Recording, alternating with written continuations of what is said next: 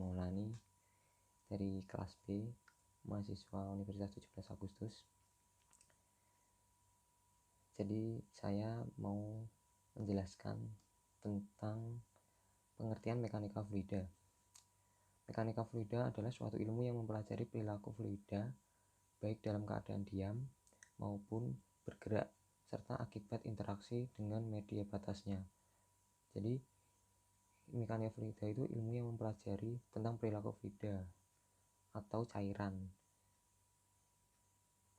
Yang cairan tersebut dalam keadaan diam itu seperti danau, air di danau itu tenang, atau air di dalam suatu wadah, suatu bejana, atau maupun fluida yang bergerak, contoh seperti air dalam saluran, sungai, aliran air sungai, serta akibat interaksi dengan media batas. Dalam media batasnya itu bisa zat padat atau dengan fluida yang lain. Mekanika fluida membahas tentang semua fluida dalam situasi statis dan dinamis. Jadi fluida ini cairan, jadi bukan hanya air, tetapi oli atau minyak juga termasuk kita pelajari juga. Lalu mekanika fluida adalah cabang mekanika kontinu yang berhubungan dengan suatu keterkaitan antar kekuatan, gerakan, dan kondisi statis dalam bahan kontinu. Jadi dalam mempelajari mekanika fluida itu nanti ada tekanan, kecepatan, percepatan, dan kondisi-kondisi statis dari suatu fluida atau sifat dari fluida tersebut. Terima kasih. Assalamualaikum warahmatullahi wabarakatuh. Selamat malam. Perkenalkan, nama saya Aditya Dianugraha, mahasiswa Teknik Sipil tahun 2017 kelas B dengan nomor NIM 17103 222 010666. Baik, dalam video kali ini saya akan menjelaskan tentang bab sejarah mekanika fluida.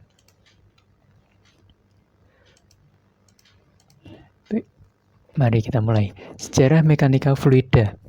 Mekanika fluida adalah suatu ilmu yang mempelajari perilaku fluida baik dalam keadaan diam atau statik maupun bergerak atau dinamik, serta akibat interaksi dengan media batasnya atau zat padat atau fluida dengan yang lain.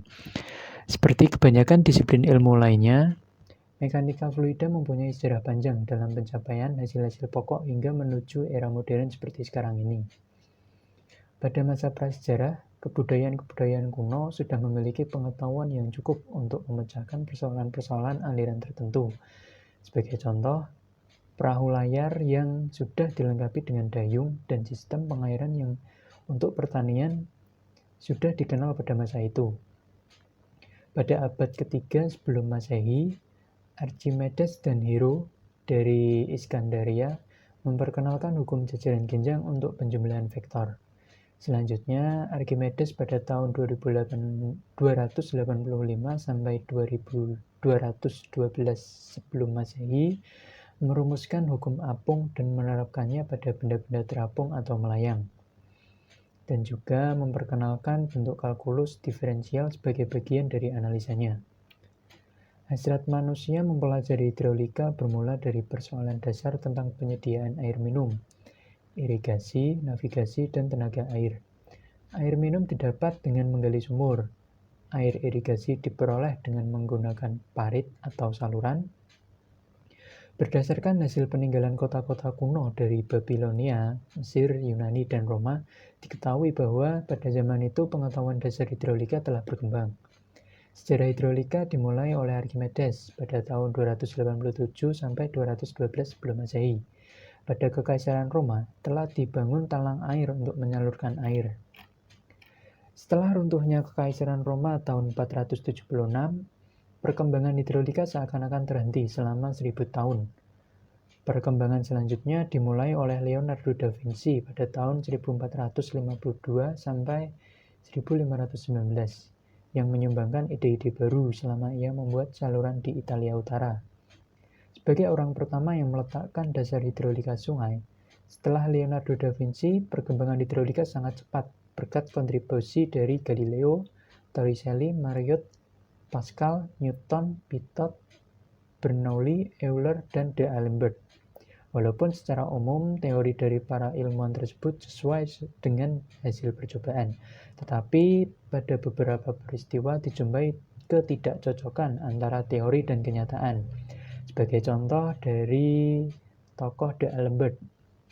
D'Alembert menyatakan bahwa tidak ada tahanan pada benda yang bergerak dalam fluida ideal atau fluida yang tidak mempunyai kekentalan.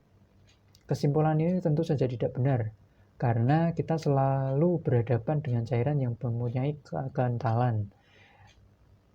Kesimpulan ini disebut dengan D'Alembert paradox. Hal ini menunjukkan keterbatasan teori pada saat itu untuk memecahkan persoalan fluida.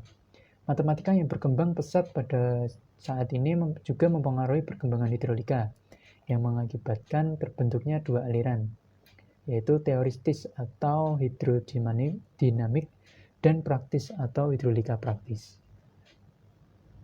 Hidrolika praktis berkembang sesuai dengan riset atau penelitian empiris. Contoh 1, teori dari hasil percobaan Reynolds. Contoh kedua, perkembangan analisis dimensi oleh Rayleigh. Contoh ketiga yaitu penggunaan model untuk menyelesaikan persoalan fluida oleh Freud, Reynolds, Vernon Harcourt, Farguy, dan Engels. Contoh keempat, perkembangan teori dan percobaan di bidang aeronautik oleh Lancaster, Lilienthal, Cotta, Joukowsky, Betz, dan Prandtl. Perkembangan di atas mendasari perkembangan mekanika fluida modern. Dewasa ini, sebelum suatu bangunan air yang besar dibangun, terlebih dahulu dilakukan uji model di laboratorium hidrolika. Pada abad ke-20, persoalan fluida dapat dipecahkan dengan metode rasional. Metode ini telah berhasil memecahkan banyak persoalan fluida sehingga membuka pemahaman terinci dari masalah fluida. Perkembangan ini semakin pesat dibantu oleh perkembangan komputer yang menakjubkan. Perkembangan lebih lanjut cenderung mengarah pada bidang-bidang yang lebih rumit.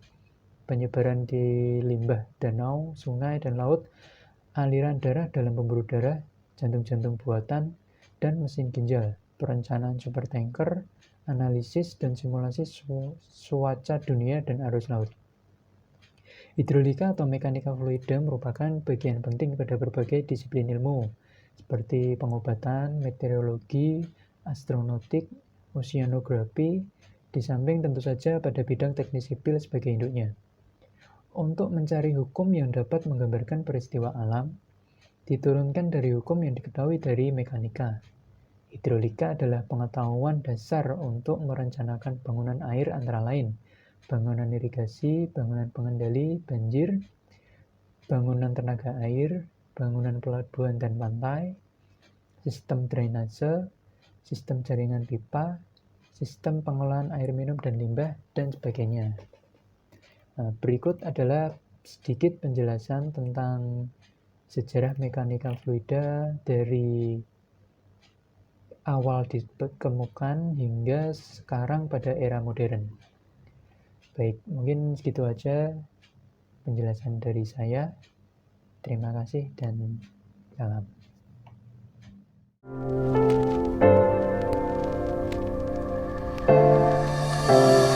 Ya, Assalamualaikum warahmatullahi wabarakatuh. Perkenalkan, nama saya Muhammad Fiansyah dari kelas Teknik Sipil B tahun 2017 dengan nomor NIM 171003 222 01 0665. Di video kali ini kita akan membahas tentang ruang lingkup mekanika fluida. Sebelum itu, apa itu pengertian dari mekanika fluida? Mekanika fluida adalah suatu ilmu yang mempelajari tentang sifat-sifat fluida, baik dalam keadaan diam maupun keadaan bergerak, yang dapat berupa cairan atau gas. Mekanika fluida dapat dibagi menjadi dua, yaitu fluida statik yang mempelajari fluida pada keadaan diam, dan fluida dinamik yang mempelajari fluida yang bergerak. Kita langsung saja ruang lingkup mekanika fluida. Dengan menghayati mekanika fluida, berarti kita dapat mengetahui prinsip atau konsep dasar yang bisa dipergunakan untuk menganalisa maupun mendesain suatu mesin atau peralatan lainnya yang memakai fluida sebagai medium kerja. Contoh 1. Statika fluida. Suatu studi mengenai perilaku fluida dalam keadaan diam. Fluida berada dalam keadaan diam tanpa bergeser, yang bekerja pada partikel-partikelnya. Distribusi tekanan statis di dalam fluida dan pada benda yang tenggelam dapat ditentukan berdasarkan analisis statis. Contoh untuk perencanaan bendungan, pintu air, dan lain-lain. Yang kedua, kinematik fluida. Suatu tinjauan terhadap perilaku fluida atau gerak fluida yang ada hubungannya antara kedudukan berbagai partikel fluida dengan waktu. Contoh, lintasan, kecepatan dan percepatan, dan yang lain-lain yang sehubungan dengan waktu.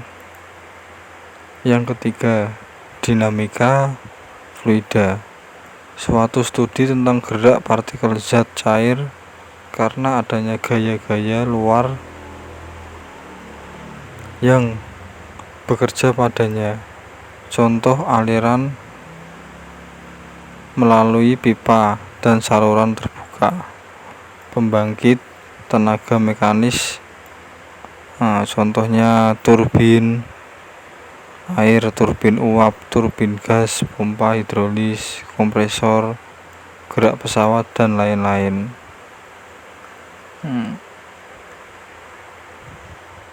Oke, demikian video yang bisa saya buat dan sedikit ilmu yang bisa saya jelaskan. Kurang lebihnya mohon maaf. Assalamualaikum warahmatullahi wabarakatuh.